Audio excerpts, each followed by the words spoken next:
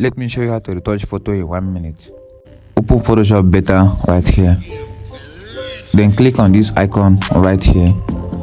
Then pick the brush tool. Then select gray color right here. Then hit OK.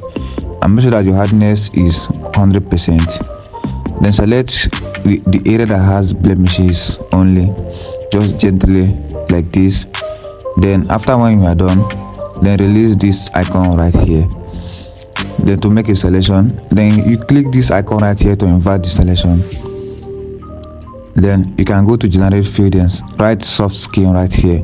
Then hit on generate. Then wait for the result.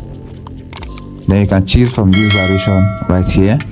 If you don't like this one you see right now, you can simply generate a different one right here. Then this is the before and the after. Before and the after. So that is it.